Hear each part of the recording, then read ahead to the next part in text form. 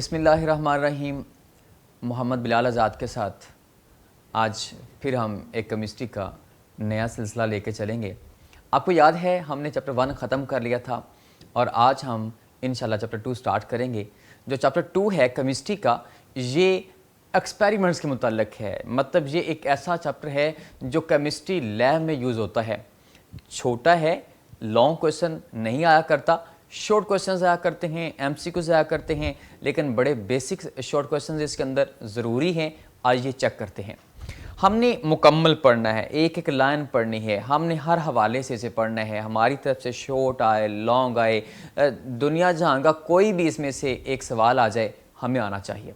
आज हमने chapter 2 start करना है। चैप्टर 2 का जो नाम है वो हमारे पास एक्सपेरिमेंटल टेक्निक्स हैं कि हम कैसे एक्सपेरिमेंट्स करते हैं, कौन कौन से एक्सपेरिमेंट्स होते हैं।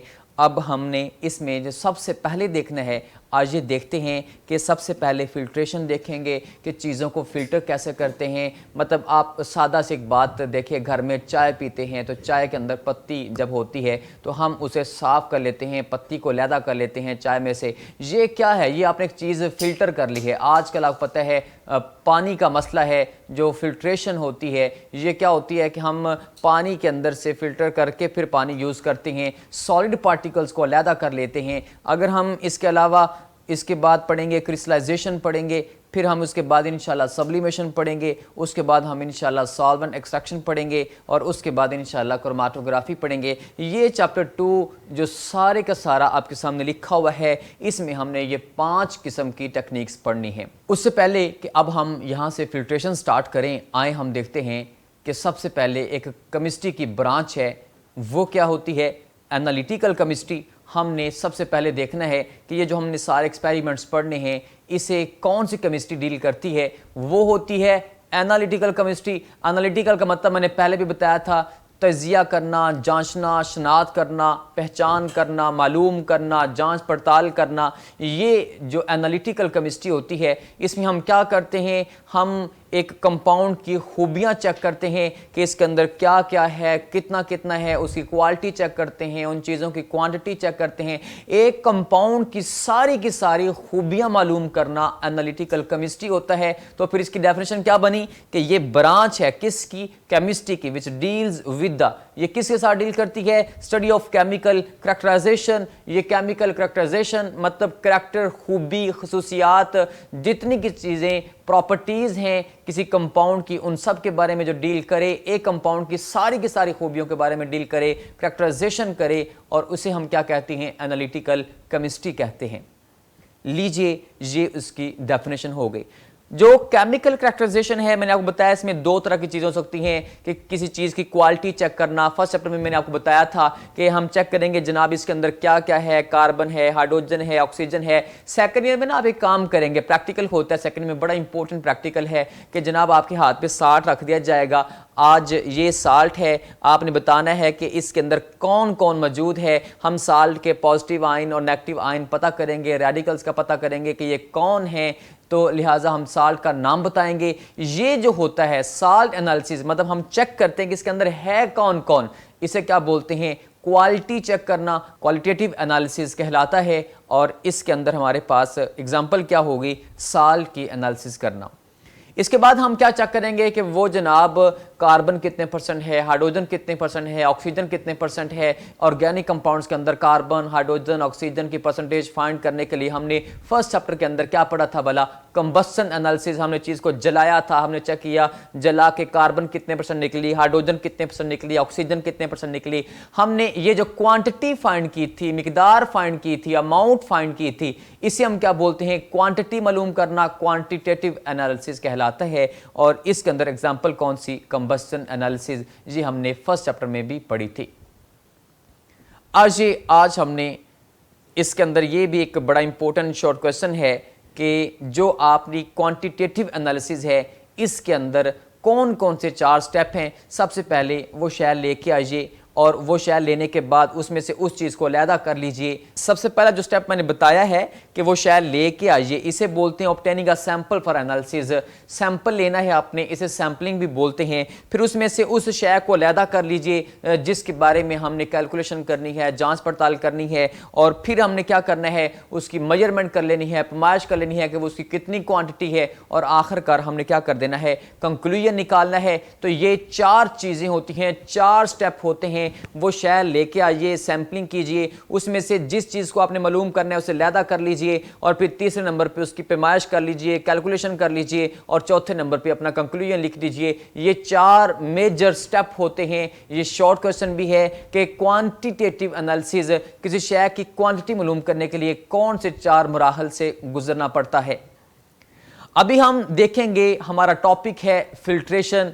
ये हमने हर हवाले से देखना है, शॉर्ट क्वेश्चंस के हवाले से, एमसीक्यूज के हवाले से, एक लॉन्ग के हवाले से भी आपको ये याद होना चाहिए। बेशक बोर्ड में लॉन्ग क्वेश्चन आए इसमें से या ना आए, लेकिन फिर भी हमने देखना है कि इसकी मुकम्मल एक तफसील कितनी बनती है। हम देखेंगे फिल्ट्रेशन की सबसे पहले डेफिनेशन कि ये फिल्ट्रेशन होता क्या है। तो मैंने आपको थोड़ी देर पहले बताया था, हम घर पे चाय पीते हैं तो हम क्या करते हैं, पत्ती को अलहदा कर लेते हैं। ये सॉलिड पार्टिकल्स को साइड पे कर लेना, अलहदा कर लेना, सेपरेट कर लेना, निकाल लेना, रिमूव कर लेना, किस में से, लिक्विड में से। This is known as filtration.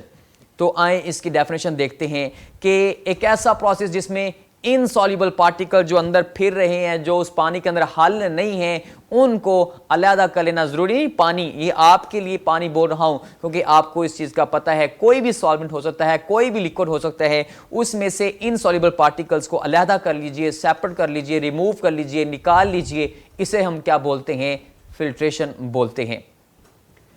तो जो फिल्ट्रेशन करते हैं ये हम करेंगे फिल्टर पेपर से, फिल्टर क्रूसिबल से। हमारे पास ये 2 तरह के ही फिल्टर मीडिया इस्तेमाल किए हुए हैं, फिल्टर पेपर और फिल्टर क्रूसिबल। इसके अलावा मिसाल लीजिए, फिल्टर पेपर के अलावा फिल्टर जो करने के लिए चीज़ें इस्तेमाल होती हैं, फिल्टर मीडिया होती हैं। मिसाल लीजिए कपड़ा इस्तेमाल कर सकते हैं, इसके अलावा हम घरों पे पेपर पल्प भी इस्तेमाल करते हैं। ये कुछ चीज़ें इसके अलावा भी होती हैं जो चीज़ों को रिफाइन करने के लिए इस्तेमाल की जाती हैं। लेकिन यहाँ पे जो हमारी केमिस्ट्री के मुताबिक, इस चैप्टर के मुताबिक 2 चीज़ों का हम ख्याल रखेंगे, एक फिल्टर पेपर और एक क्रूसिबल्स। अभी हम इंशाल्लाह इसके बाद वो भी पढ़ेंगे कि क्रूसिबल क्या होते हैं। आज ही हम फिल्टर पेपर से पहले पढ़ते हैं कि कैसे फिल्ट्रेशन करते हैं। तो हम जो अभी पढ़ने वाले लगे हैं वो हमारा टॉपिक है filtration through filter paper. Filter paper से फिल्ट्रेशन कैसे करते हैं। तो आपने क्या करना है, सबसे पहले एक एमसीक्यू याद रखना है कि ये एक स्लो प्रोसेस है। तो उसके बाद आपने याद रखना है कि हमने एक, ये हमारे पास ये फनल है, इस फनल के अंदर हमने ये फिल्टर पेपर एडजस्ट करके इसके अंदर लगाना है। अभी इस टॉपिक के फौरी बाद हम इंशाल्लाह पढ़ेंगे कि फिल्ट्रेशन जो होती है वो फिल्टर पेपर से, उससे पहले हमने इसको फोल्ड करना होता है। तो वो इसको फोल्ड कैसे करते हैं इंशाल्लाह अभी मैं आपको सिखाऊंगा कि इसे कैसे बनाते हैं, उसके अंदर कैसे लगाएंगे। तो हमने क्या करना है कि जब ये फिल्टर पेपर बन जाएगा, इसे फोल्ड करेंगे अभी, तो इसके अंदर हमने फिल्टर पेपर एडजस्ट कर देना है, लगा देना है। और उसके बाद फिर हमने क्या करना है कि जो चीज़ हमने फिल्टर करनी है उसका हमने सोल्यूशन तैयार किया हुआ है, वो हमने एक बीकर में ले लेना है। वो जो सोल्यूशन हमने तैयार किया हुआ है उसके अंदर ज़रात भी हैं, इम्प्योरिटीज़ भी हैं, और हमने क्या करना है, इसके अंदर फिल्टर पेपर लगाया हुआ है और हमने इसके ऊपर से ऐसे गिराना है। तो जब ऐसे गिराएंगे तो वो जो इम्प्योरिटीज़ होंगी वो क्या करेंगी, वो उस फिल्टर पेपर के ऊपर रह जाएंगी, और जो मेन चीज़ होगी वो किधर आएगी, वो इसके नीचे आ जाएगी। लिहाजा यहाँ पे वो चीज़ हासिल हो जाएगी, वो फिल्ट्रेट होगा, वो मतलब फिल्टर शुदा चीज़ होगी, मतलब उसके अंदर इम्प्योरिटीज़ मौजूद नहीं होंगी। ये था एक सादा सा तरीका किसका, फिल्ट्रेशन का। आए हमने देखते हैं, हमारे पास सॉल्वेंट पास कर जाता है, नीचे गुजर जाता है, जबकि फिल्टर पेपर के ऊपर कौन रह जाता है, इनसॉल्युबल पार्टिकल्स रह जाते हैं। और फिल्टर पेपर से नीचे जो गुजर जाता है, मैंने आपको बताया उसका नाम क्या है, फिल्ट्रेट है, फिल्टर शुदा कहलाता है। तो ये आपके सामने एक फिल्टर पेपर पड़ा है, ये अभी मैंने भी आपको दिखाया कि ये एक फिल्टर पेपर होता है। ये आपने मैट्रिक लेवल पे भी लैब के अंदर देखा होगा। ये फिल्टर पेपर है, इसमें इंतहाई बारीक नैनो माइक्रो के जो साइज़ के जो पोर साइज़ होते हैं वो हमारे पास पोरोसाइट्स कहलाते हैं। उन्हें मतलब जो सुराख हैं वो इंतहाई छोटे होते हैं, तो लिहाजा ये फ़िल्टर पेपर हम लैब में इस्तेमाल करते हैं। ये डिफरेंट पोरोसाइट्स के भी मिल जाते हैं। तो जो हमारे पास अभी मैंने बताया कि फ़िल्टर पेपर डिफरेंट पोरोसाइट्स के जो साइज़ वो थोड़ा बड़ा हो सकता है, छोटा हो सकता है, वो डिपेंड करता है कि हमने कौन सा फ़िल्टर पेपर इस्तेमाल करना है। कि जब हम फ़िल्टर कर रहे हैं तो जो इम्प्योरिटी है, इनसॉल्युबल पार्टिकल्स हैं जिनको हमने फ़िल्टर पेपर के ऊपर रखना है, तो हमें चाहिए उन चीज़ों के साइज को देखें कि कहीं ऐसा ना हो कि वो फिल्टर पेपर के अंदर से गुजर जाएं। लिहाजा हमें ऐसा फिल्टर पेपर इस्तेमाल करना पड़ेगा उसके, क्योंकि डिफरेंट टाइप पाई जाती हैं पोरोसाइट्स की वजह से। तो लिहाजा हमें डिपेंड करता है size of insoluble particles, size of precipitates, वो पार्टिकल जिनको हमने अलहदा करना है उनके साइज के ऊपर डिपेंड करता है कि आपने कौन सा फिल्टर मीडिया इस्तेमाल करना है। तो ये मैंने आपके लिए लिख दिया है कि पोर साइज कौन सा इस्तेमाल करेंगे, ये डिपेंड करता है किसके ऊपर, size of particles which are to be separated. इसके बाद हमारे पास एक चीज़ और देखेंगे कि जो साइज ऑफ फिल्टर पेपर है वो बड़ा होना चाहिए। इतना बड़ा होना चाहिए, ये भी एक एमसीक्यू है कि कम से कम जब आप फिल्ट्रेशन कर रहे हैं, इम्प्योरिटीज ऊपर रह रही हैं, तो ये ना हो वो थोड़ी देर बाद भर जाए और आप क्या करें, उसे बाहर निकालें, उसे अलहदा करें और फिर नया लगाएं। ऐसा नहीं होना चाहिए, ये पहले ही स्लो प्रोसेस है। तो ऐसा नहीं होना चाहिए कि फिल्टर पेपर छोटे साइज का हो तो वो हर थोड़ी देर बाद भर जाए। इतना बड़ा कम से कम साइज जरूर होना चाहिए कि जब at the end of filtration ये सारे का सारा जो भरा होता है, ये कोन के अंदर अगर मैंने रखा हुआ है, ये यहां पे इसके अंदर कोन के अंदर ये फिल्टर पेपर रखा हुआ है, तो कम से कम इस फिल्टर पेपर का हाफ तक फिल हो जाए, 1/4 टू हाफ तक फिल हो जाए, लेकिन इससे ज्यादा फिल नहीं होना चाहिए। उसके बाद हमारे पास जो फनल है वो भी बड़ी होनी चाहिए। ये है हमारे पास फनल, ये भी कम से कम इतनी बड़ी होनी चाहिए। कहता है कि इसका जो रिम है, मसलन अगर मैंने इसके अंदर फिल्टर पेपर फिट कर दिया, मिसाल लीजिए ये मैंने एक फिल्टर पेपर लिया, इसे मैंने बनाया, अभी मैं इंशाल्लाह बनाने का तरीका भी सिखाऊंगा। जब मैंने इसको बनाने के बाद इसके अंदर इमर्ज करने लगा, ये देखें ये फिल्टर पेपर मैंने इसके अंदर रख दिया है। ये लें, जब मैं फिल्टर पेपर इसके अंदर रखूंगा तो ये इसका जो रिम है ये फिल्टर पेपर से कम इतना ऊंचाई पे होना चाहिए कि एक कम से कम इसके अंदर 1 से 2 सेंटीमीटर ऊपर होना चाहिए। मतलब ये नहीं कि ये फनल भी बहुत छोटी नहीं होनी चाहिए, कि पेपर अगर बड़ा होना चाहिए तो ये जो फनल है ये भी कम से कम थोड़ी सी इतनी बड़ी होनी चाहिए कि ये इस पेपर की सरकमफेरेंस से, इसकी सतह से, इसके ऊपर वाले किनारे से 1 से 2 सेंटीमीटर अबव होनी चाहिए। ये ज़रूरी बातें हैं, कुछ हमने प्रिकॉशंस हैं, कुछ एहतियात हैं जो बरतनी है ड्यूरिंग द एक्सपेरिमेंट। उसके बाद हमने देखना है कि स्मूथ फिल्ट्रेशन के लिए कौन कौन सी चीज़ें हमें अपनानी पड़ेंगी। ये शॉर्ट क्वेश्चन भी है कि for the smooth functioning of the filtration के लिए, स्मूथ रखने के लिए हमें कौन से कामों का ख्याल रखना पड़ता है। तो सबसे पहली बात जिसका हमने ख्याल रखना है कि हमारे पास जो फनल है उसका स्टेम, ये जो स्टेम है ये हर टाइम भरा रहना चाहिए, ये स्टेम कहलाता है। तो ये आप इतना कम से कम इसको भरते रहें कि ये भरा रहना चाहिए ताकि स्मूथ फिल्ट्रेशन होती रहे। उसके बाद हमारे पास एक और बात का आपने ख्याल रखना है कि stem of funnel should be several inches long, ये इतना बड़ा होना चाहिए, इतना लंबाई वाला होना चाहिए कम से कम कि अगर हमारे पास ये बीकर है, ये हमारे पास रिसीविंग बीकर है, ये नीचे है, तो एक तो वो बीकर है ना जिसके अंदर सॉल्यूशन है और हम ऊपर से उसे डाल रहे हैं, तो ये हमारे पास बीकर है जिसके अंदर फिल्ट्रेट आना है। तो ये इतना बड़ा स्टेम होना चाहिए कि ये रिसीविंग बीकर के अंदर तक पहुंच जाए, कुछ हद तक अंदर पहुंच जाए। ये स्टेम भी बड़ा होना चाहिए। लिहाजा हमें स्मूथ फिल्ट्रेशन के लिए 2 बातों का ख्याल रखना है कि ये एक तो हर टाइम भरा रहना चाहिए, नंबर 2 ये रिसीविंग बीकर के अंदर तक पहुंचना चाहिए। और इसके बाद एक तीसरी भी बात है हमारे पास, ये जो बीकर की साइड है इसके साथ स्टेम, जो ये स्टेम है इसकी ये टिप है, ये इसके साथ टच करनी चाहिए। मतलब ऐसा नहीं होना चाहिए कि आप ये दरमियान में रख लें। अगर ये आप दरमियान में रखेंगे तो इससे क्या होगा कि स्प्लैशिंग होगी, छींटे मतलब बाहर आएंगी। तो जब, क्योंकि एसिडिक चीज़ें भी होती हैं, बेसिक चीज़ें भी होती हैं, तो हमने एहतियात बरतनी है कि ये जो स्टेम की टिप है ये साइड ऑफ बीकर के साथ ऐसे टच करनी चाहिए।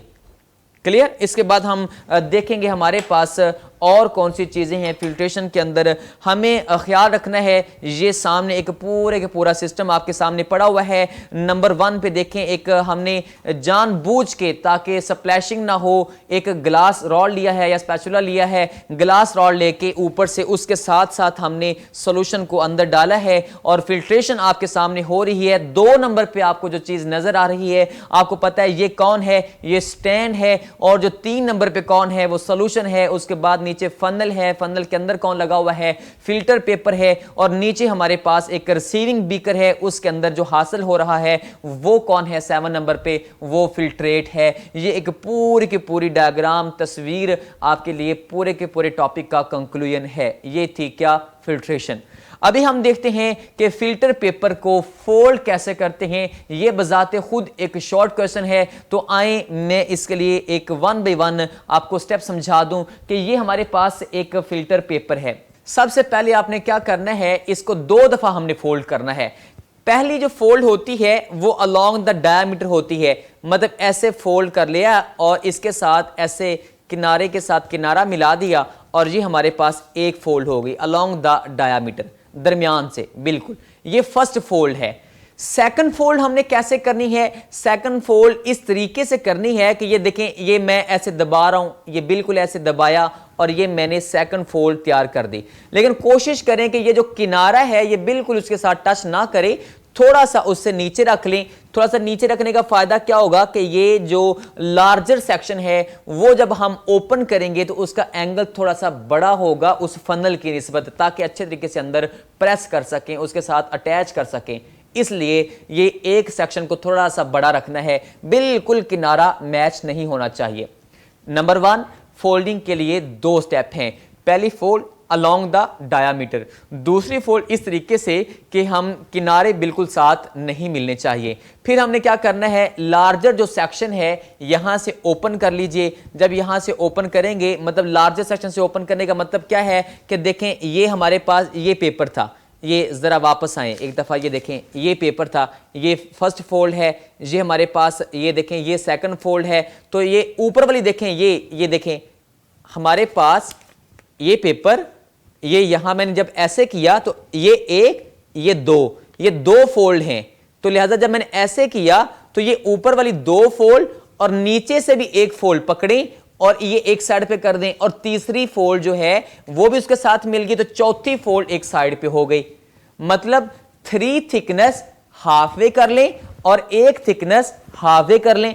अब ये एक कोन टाइप चीज बन गई है। ये मेरे हाथ में एक फिल्टर पेपर है। अब हम इसे इंसर्ट कर सकते हैं। किसके अंदर इंसर्ट कर सकते हैं, हमारे पास ये फनल है, ये 60 डिग्री फनल है, तो हम इस पेपर का थोड़ा सा एंगल ज्यादा है, अब हम इसे इसके अंदर इंसर्ट कर सकते हैं। लेकिन इसके अंदर एक बात का ख्याल रखें कि थोड़ा सा पानी लीजिए और उस पानी के साथ इसको वेट कर लीजिए। पानी लेके, वाशर लेके यहां से हल्का सा पानी लगा लीजिए ताकि ये आसानी के साथ उसके साथ अटैच हो सके, और उसके बाद इसे अच्छे तरीके से अंदर से प्रेस करके इसके साथ फर्मली मजबूती के साथ आपने दबा देना है। अब ये फोल्डिंग ऑफ फिल्टर पेपर आपने शॉर्ट क्वेश्चन के तौर पर याद रखना है।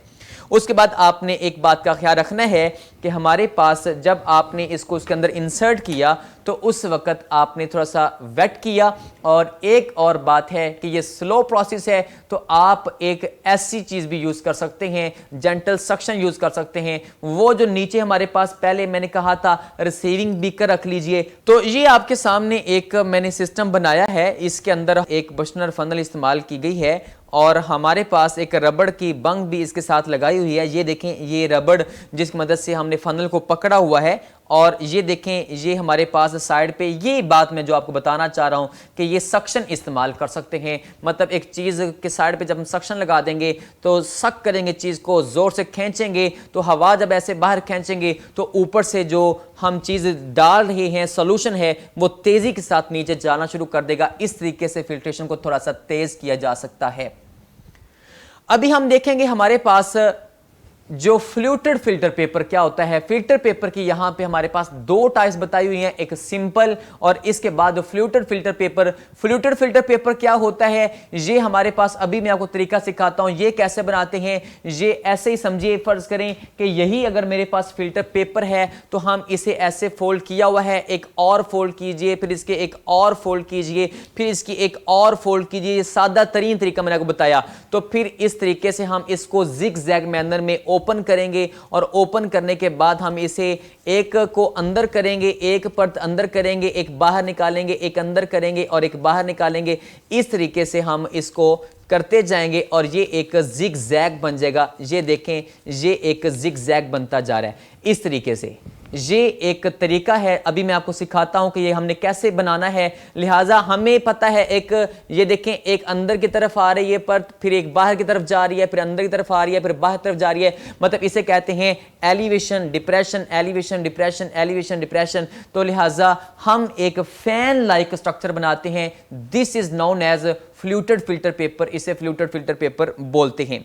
तो फ्लूटेड फिल्टर पेपर क्या है, जिसमें एलिवेशंस और डिप्रेशंस होते हैं। और ये मैंने आपके सामने एक तस्वीर भी बनाई है। हम इसे कैसे फोल्ड कर सकते हैं, एक करें, फिर दो करें, फिर तीन करें, फिर चार करें, ज्यादा सारी करके उसके बाद उसे ओपन करें। और ओपन करने के बाद वो देखें, आपको ये एरो हेड से मैंने समझाया कि एक परत को अंदर की तरफ ले जाएं, एक को बाहर की तरफ, एक को अंदर की तरफ, एक को बाहर की तरफ, एलिवेशन डिप्रेशन, और वो ये वाली शक्ल बन जाएगी। इसका हमें फायदा होगा, अभी बताता हूं एमसीक्यू के तौर पर, कि इसका सरफेस एरिया ज्यादा हो जाता है, जिससे फिर फिल्ट्रेशन तेज हो जाती है। ये शॉर्ट क्वेश्चन भी और एमसीक्यू भी याद रखना है कि हम कैसे फिल्ट्रेशन को तेज कर सकते हैं। सबसे पहले बताया आपको सक्शन के जरिए, नंबर 2 फ्लूटेड फिल्टर पेपर के जरिए, नंबर 3 हम इंशाल्लाह अभी इसके बाद क्रूसिबल्स पढ़ेंगे, वहां पे बताता हूं कि क्रूसिबल से फिल्ट्रेशन कैसे तेज की जा सकती है।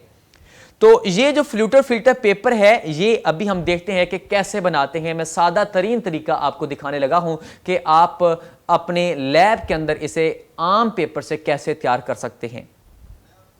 लीजिए, हमारे पास सबसे पहली फोल्ड हमने की अलोंग द डायामीटर, और हमने जब इसे बिल्कुल पहले बनाया था वैसे ही अभी हमने उसके बाद क्या किया, उसे दूसरी दफ़ा हमने फिर आपके सामने फोल्ड किया, और फिर आप क्या करें, तीसरी दफ़ा उसे अंदर दरमियान तक फोल्ड करें, और एक और हमने फोल्डिंग बना दी, और दूसरी साइड से भी बिल्कुल वैसे ही करें दरमियान तक। और अब हमने ये कम से कम 4 एलिवेशन वेरिएशन कर लिए, और जो अभी आप इसी तरीके से एक और बनाएं और इसी तरीके से उसे एक और फोल्ड करें, और ये बार बार फोल्ड करने से ये अब हम क्या करें, एक जिग जैग मैनर तैयार करें। दूसरी साइड से बिल्कुल ऐसे ही 2 स्टेप दोहराएं, उस फोल्ड को डबल करके, और फिर उसे एक और फोल्ड बना दें। अब ये हमारे पास एक जिग जैग मैनर में एक चीज बन गई है। ये फ्लूटेड फिल्टर पेपर कहलाता है। और इसे ये क्या है, ये फ्लूटेड फिल्टर पेपर जिसमें एलिवेशन डिप्रेशन तैयार हो गई है। ये हमारे पास एक सादा तरीन हमने फ्लूटेड फिल्टर पेपर तैयार कर लिया है। ये लीजिए, एक साइड से किनारा क्योंकि बाहर निकल रहा था, हमने क्या किया, उसे अंदर तरफ कर लिया। अब दूसरी साइड पे वो किनारा बाहर निकल रहा था, आप क्या करें, उसे भी अंदर की तरफ कर लें, और अंदर करने के बाद अब ये हमारे पास एक पूरे का पूरा फ्लूटेड फिल्टर पेपर तैयार हो गया है। आप इसे फनल के अंदर इंसर्ट कीजिए, और इंसर्ट करने के बाद आप देखिए कि फिल्ट्रेशन कितनी तेज़ हो गई है। क्यों? क्योंकि इससे सरफेस एरिया ज़्यादा हो जाता है। ये MCQ भी याद रखना है आपने। उसके बाद हम देखेंगे फ्लूटेड फिल्टर पेपर के, ये आपके सामने एक फाइनल तस्वीर थी, और MCQ के तौर पर हमने बताया कि ये फैन लाइक स्ट्रक्चर है, और इसके अंदर सरफेस एरिया ज़्यादा होने की वजह से फिल्ट्रेशन तेज़ हो जाती है। अभी हम देखेंगे कि क्रूसिबल्स कितने टाइप के पाए जाते हैं। 2 तरह के क्रूसिबल पाए जाते हैं, गूज क्रूसिबल और सिंटर्ड ग्लास क्रूसिबल। ये क्या होते हैं, अभी हम देखते हैं। सबसे पहले गूज क्रूसिबल क्या है, ये मिट्टी का बना होता है। ये सामने आपके चाय के कप की तरह नजर आ रहा है। इसका बॉटम देखें, जो पैंदा है इसका बॉटम वो सुराखदार है। वहां पे सुराखों के ऊपर हम क्या रख सकते हैं, फिल्टर पेपर रख सकते हैं। फर्ज कीजिए इस वक्त मेरे पास मौजूद नहीं था, इसलिए ये फर्ज कीजिए यही एक गिलास है, तो इसका जो बॉटम है ये सुराखदार है। तो हम क्या करेंगे, इसके अंदर ही फिल्टर पेपर को इंसर्ट कर देंगे। मतलब फिल्टर पेपर उन सुराखों के ऊपर ऐसे रख देंगे, उसके साइज का कट किया हुआ ऐसे अंदर ले जाएंगे, और यहां पे वो फिल्टर पेपर आ जाएगा। इस तरीके से इसका इस्तेमाल किया जाता है। ये जो गूस क्रूसिबल है, मैंने आपको अभी बताया कि ये मिट्टी का बना होता है और इसके बिल्कुल साइज का कट करके फिल्टर पेपर भी इस्तेमाल किया जा सकता है। और हाँ, इसके बॉटम पे हम पेपर पल्प भी इस्तेमाल कर सकते हैं। पेपर गूदा जो होता है वो भी फिल्ट्रेशन के लिए इस्तेमाल किया जाता है। उसके बाद हमारे पास गूज क्रूसिबल के अंदर आपने एक बात क्या रखनी है कि हम सक्शन भी इस्तेमाल कर सकते हैं। थोड़ी देर पहले भी मैंने आपको बताया कि फिल्ट्रेशन को तेज करने के लिए सक्शन का इस्तेमाल किया जाता है। ये तस्वीर को जरा गौर से देखिए कि ये ऊपर हमने गूज क्रूसिबल रखा हुआ है और ये यहाँ पे ये सक्शन के लिए इस्तेमाल कर सकते हैं कि साइड पे हम पाइप लगा देंगे और वैक्यूम लगा देंगे और जब इसे यहाँ से सक करेंगे तो ऊपर से फिल्ट्रेशन को तेज किया जा सकता है। ये कौन था? गूज क्रूसिबल। लेकिन इसका फायदा क्या है? इसका सबसे ज्यादा फायदा ये है कि इसे प्रोसेस तेज भी किया जाता है और इसका एक और भी फायदा ये है कि हम जब फिल्ट्रेशन करते हैं तो उस वक्त वो पहले वाली स्लो थी और उसमें फिल्टर पेपर तैयार भी करना पड़ता था। इसमें एज सच मतलब इतना ज्यादा नहीं तैयार करना पड़ा है थोड़ा सा, लेकिन उसकी निस्बत काम जल्दी हो सकता है कि हमने वो गिलास पकड़ा है और उसके ऊपर फिल्टर पेपर रखा और अंदर इंसर्ट किया और स्टार्ट कर दी और यहाँ पे सक्शन का भी इस्तेमाल कर सकते हैं। इसका सबसे बड़ा जो फायदा है वो ये है कि यहाँ पे हम ऐसी चीजों को फिल्टर कर सकते हैं जिनको आग पकड़ लेती है, इनफ्लेमेबल होते हैं, जिनको शोला पकड़ लेता है, ऐसे एसिड्स और बेसिस, HCl है, KMnO4 है, उनको आग पकड़ लेती है, उनको हम आसानी के साथ यहां से फिल्टर कर सकते हैं। तो लिहाजा जो गूज क्रूसिबल है ये ऐसी चीज़ों को फिल्टर करने के लिए ज़्यादा अच्छा है जिनको हाई टेम्परेचर पे गर्म करना पड़ता है। मसलन HCl है, KMnO4 है, इनके लिए हम एस्बेस्टॉस का भी इस्तेमाल कर सकते हैं। ये आपके सामने मैंने एक तस्वीर बना दी है। ये देखें, ये हमारे पास गूज क्रूसिबल है। तो यहाँ पे देखें, ये हमारे पास परफोरेटेड प्लेट लगी हुई है, लेकिन इसके ऊपर और नीचे हमने एस्बेस्टॉस रख दिया है। ये क्या करता है? ये एक ऐसी शय है, इससे ऐसे कपड़े भी बनते हैं जिनको आग नहीं पकड़ती। मतलब ये एक ऐसी शय है जो बचाती है किससे? आग लगने से। हम इससे ऐसी चीजों को फिल्टर कर सकते हैं जिनको आग पकड़ लेती है।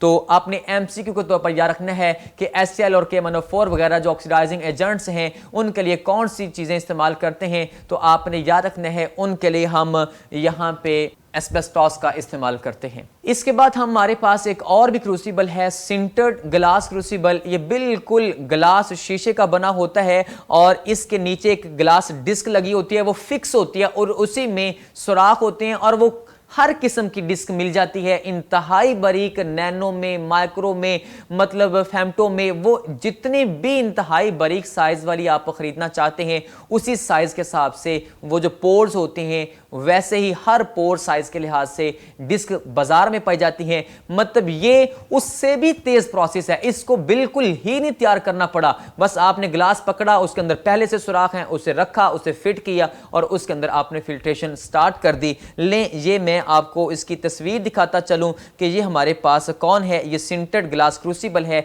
इसके अंदर ये इसका बॉटम जो है ये पोरस होता है, सुराखदार होता है। आपको इसको तैयार करने की भी जरूरत नहीं होती। ये एक और तस्वीर आपको दिखा दी। आज जो हमने सीखा है, हम इसके अंदर देखेंगे एनालिटिकल केमिस्ट्री क्या होती है, उसकी डेफिनेशन आपने याद रखनी है। उसके बाद हमने क्वांटिटेटिव एनालिसिस के लिए 4 स्टेप पढ़े थे, आपने वो याद रखने हैं। उसके बाद आपने फिल्ट्रेशन की डेफिनेशन और फिल्टर मीडिया कौन कौन से हैं, मतलब सिंटर्ड ग्लास है, कुछ क्रूसिबल्स हैं और इसके अलावा जो आम फिल्टर पेपर है, फ्लूटेड फिल्टर पेपर है, इन सब के आपने नाम याद रखने हैं। इसके बाद आपने याद रखना है कि स्मूथ फंक्शनिंग के लिए कौन सी एहतियात हमने बरतनी है। उसके बाद आपने याद रखना है कि फिल्टर पेपर को फोल्ड करने का तरीका कौन सा है। और इसके बाद एक और क्वेश्चन आपने याद रखना है, वो हमारे पास क्रूसिबल की टाइप्स कौन सी हैं, गोल्ड क्रूसिबल है, सिंटर्ड ग्लास क्रूसिबल है, इन दोनों की टाइप्स आपने शॉर्ट क्वेश्चन के तौर पर याद रखनी है। और ये भी याद रखना है कि गोल्ड क्रूसिबल कौन सी चीज़ों को फिल्टर करने के लिए फ़ायदेमंद साबित होता है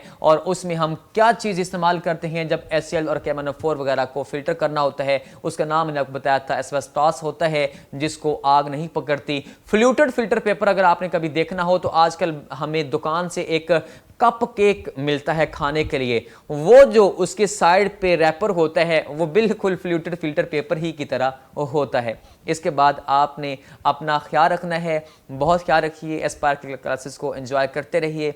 अल्लाह हाफिज़।